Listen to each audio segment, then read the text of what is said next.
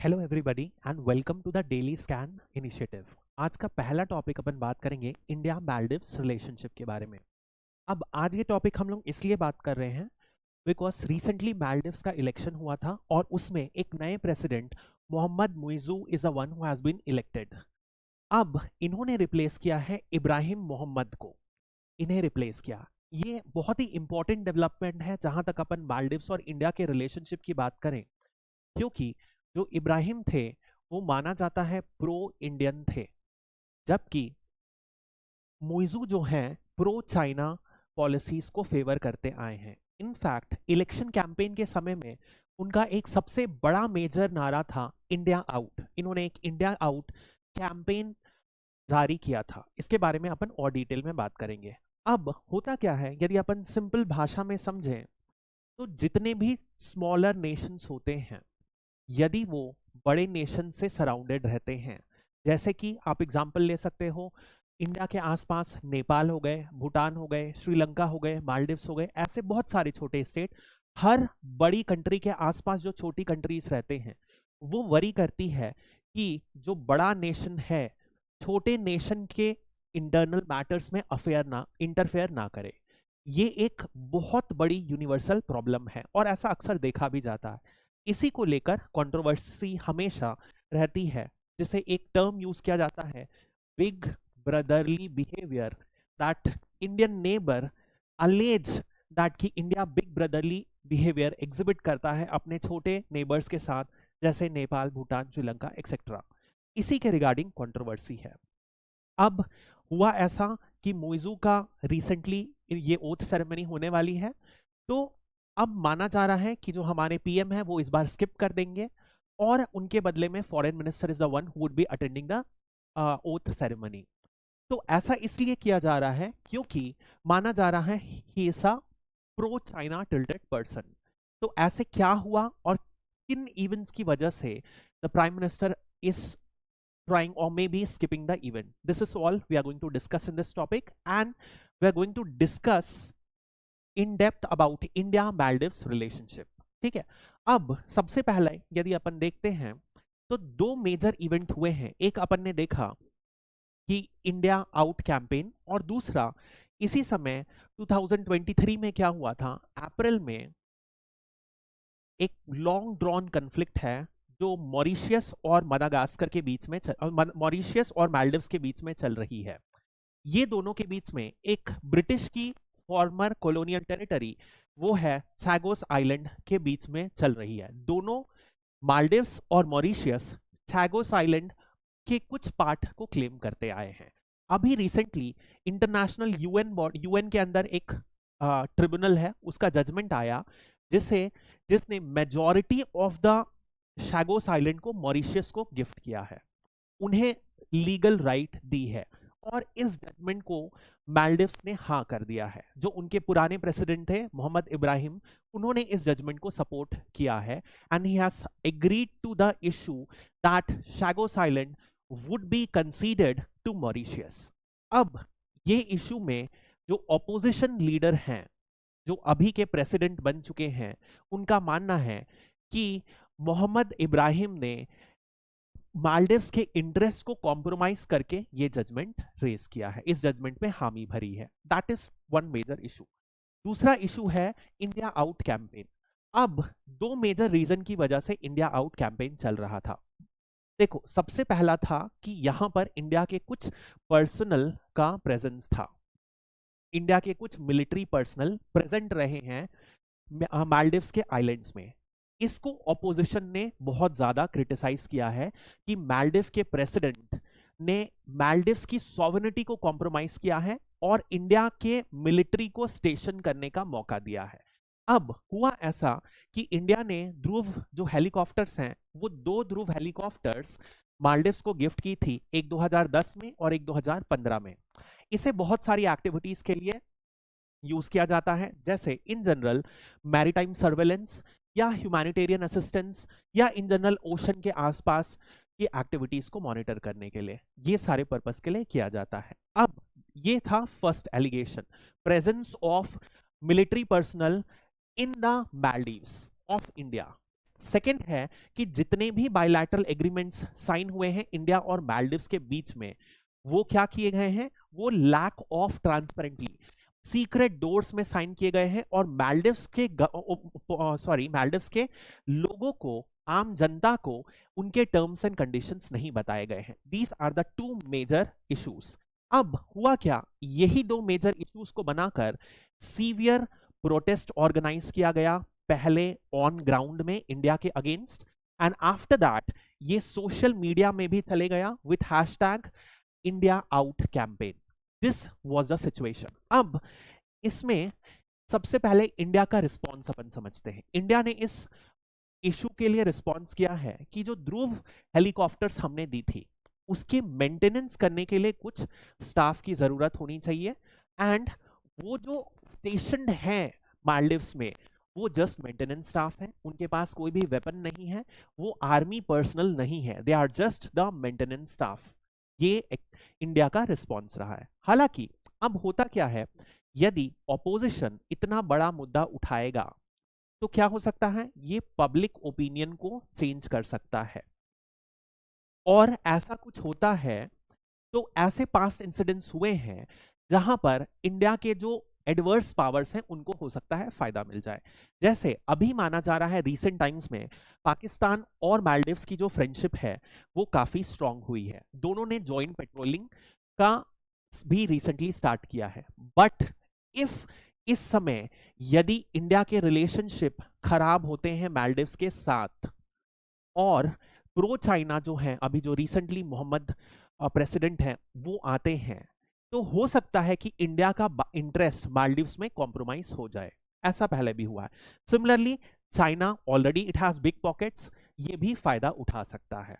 So this would not be in the interest of India कि कोई भी power, चाहे वो पाकिस्तान हो चाहे वो चाइना हो, इंडिया और मालदीव्स के स्ट्रॉन्ग रिलेशंस के बीच में जो दरार आई है उसका फायदा उठाए। This is one aspect. अब अपन समझते हैं relationship of India and Maldives. अब बहुत ही स्ट्रॉन्ग रिलेशनशिप है। जैसे कि इंडिया में सबसे पहले अपन बात करते हैं क्राइसिस के मौके में बहुत सारे ऑपरेशंस किए हैं इंडिया ने, जहां पर इंडिया ने मालदीव्स को एक्यूट इमरजेंसी के समय सपोर्ट किया था। फॉर एग्जांपल 1988 में जो वहां की जो गवर्नमेंट है उसके अगेंस्ट आर्मी ने एक कू ऑर्गेनाइज किया था। उस समय वहां के जो डेमोक्रेटिकली इलेक्टेड गवर्नमेंट है उन्होंने हेल्प मांगी थी इंडिया के। तुरंत से इंडिया ने रिस्पॉन्स लीड किया और आगरा से अपनी एक आर्मी को तुरंत स्टेशन किया मालदीव्स में और इस कू को प्रिवेंट किया। इस ऑपरेशन को इंडिया ने ऑपरेशन कैक्टस नाम दिया था। ऐसा ही कुछ रीसेंट टाइम्स में भी हुआ 2014 में। अब यदि आप देखोगे तो मालदीव्स एक आइलैंड कंट्री है। आइलैंड कंट्री में नॉर्मली जो मेजर इशू होता है वो ड्रिंकिंग वाटर की सीवियर स्कैर्सिटी होती है। तो इनका जो पानी ड्रिंकिंग वाटर की रिक्वायरमेंट है वो सारा का सारा डीसैलिनाइजेशन प्लांट है उससे पूरा किया जाता है। ऐसी एक प्रॉब्लम आई 2014 में जब इनका ओनली डीसैलिनाइजेशन प्लांट खराब हो गया। इतनी खराब सिचुएशन हो गई थी कि पानी की प्रॉब्लम हो गई थी, पीने के पानी की। उस समय इंडिया ने टैंकर्स भर के पीने की पानी को भेजा। इस ऑपरेशन को दिया जाता है ऑपरेशन नीर, नाम इंडियन गवर्नमेंट ने दिया था। सिमिलरली 2020 में भी 2021 में जब वैक्सीन रिलेटेड डिप्लोमेसी स्टार्ट की इंडिया ने तो ऑपरेशन संजीवनी उन्होंने स्टार्ट किया, जहां पर मालदीव्स को नेबरहुड फर्स्ट पॉलिसी जो है इंडिया की उसके अंदर वैक्सीन बांटी थी। तो दिस शोस कि कोई भी प्रॉब्लम आई हो मालदीव्स में, इंडिया पहला रिस्पॉन्स देता है और मालदीव्स की मदद में हमेशा आगे बढ़ता है। सेकंड, यदि अपन बात करें, यदि कोई भी अपन आइलैंड कंट्री देखें तो उसमें उनका टूरिज्म एक बहुत इंपॉर्टेंट एस्पेक्ट होता है। इनफैक्ट मालदीव्स के केस में 25% से ज्यादा उनकी इकोनॉमी टूरिज्म में डिपेंडेंट है, और ऐसे में इंडिया लगातार 2 सालों से टॉप स्पॉट में आ रही है। उसके पहले चाइना थी कोविड के पहले, but India was at the second stop. लगातार कुछ 4-5 सालों से इंडिया 1 और 2 स्पॉट में है। जो सबसे इंपॉर्टेंट कोलैबोरेशन है वो है defence cooperation between the two. अब सबसे पहले यदि आप देखोगे कुछ जॉइंट एक्सरसाइजेस होती हैं दोनों के बीच में, किसी के भी बीच में डिफेंस कॉपरेशन स्ट्रांग होता है, मतलब कि दोनों कुछ म्यूचुअल एक्सरसाइजेस करते हैं, जॉइंट एक्सरसाइजेस, दोनों को प्रोडक्शन करते हैं, या मिलिट्री वेपन्स की सेलिंग एंड परचेसेस होती है, उसके बाद ट्रेनिंग वगैरह भी होती है। ये सारे के सारे फिट बैठते हैं इंडिया मालदीव्स के रिलेशन में। तो जॉइंट एक्सरसाइजेस लाइक एक्यूवरिन एंड एकता ये करे जाते हैं।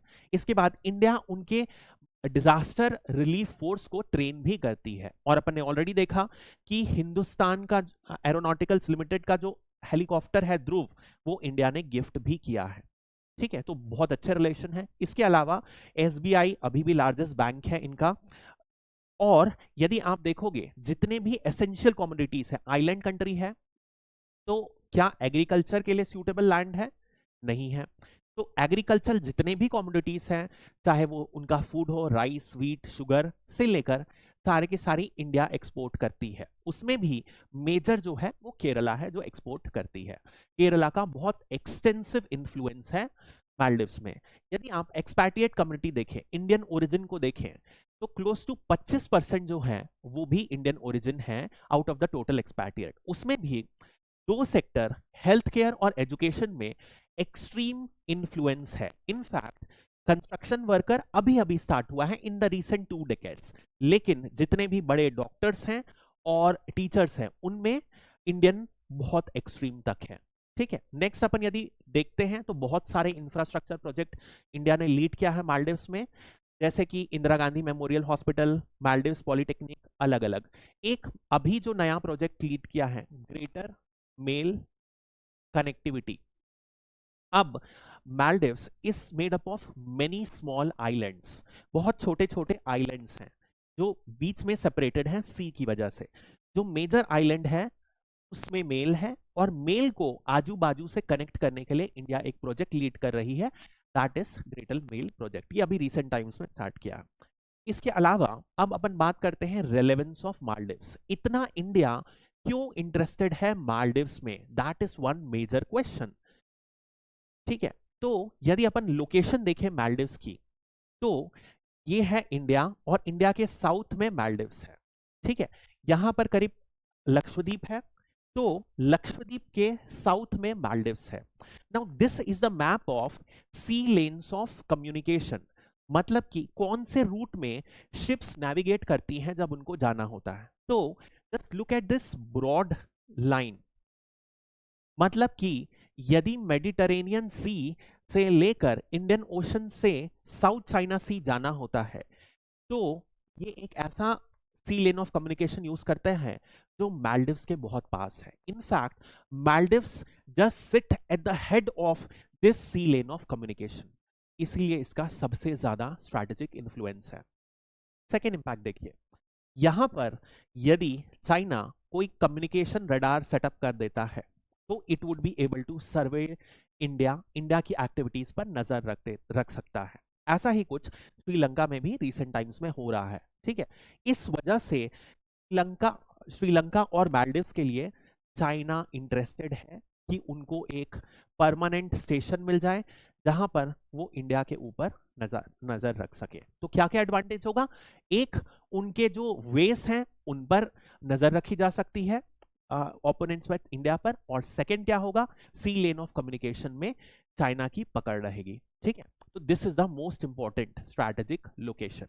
यदि सेकंड अपन आप समझते हो इंडिया के तौर पर, यदि आप समझोगे तो कोई भी एक्टिविटी हो, जैसे कि पायरेसी हो, जैसे कि टेररिज्म, रिसेंट टाइम में माना जा रहा था कि आईएस ने एक ब्रांच बना ली है अपनी मालदीव्स में, यदि किसी भी तरीके का इस्लामिक फंडामेंटलिज्म, क्योंकि ये इस्लामिक कंट्री है, राइज होती है, तो प्रोबेबिलिटी है वो इंडिया में स्पाइरल आउट हो जाए। तो किसी भी तरीके के लिए, या ड्रग ट्रैफिकिंग भी एक मेजर मीनेस है, इन सारी को यदि क्राइम्स को इंडिया को अपने बॉर्डर्स में आने के लिए रोकना है, तो इट हैज टू मेंटेन कि मालदीव्स एक सेफ हेवन ना बने इन क्रिमिनल एक्टिविटीज के लिए। साथ ही साथ अपन ने देख लिया चाइना यदि प्रेजेंट होता है तो और ज्यादा होगा।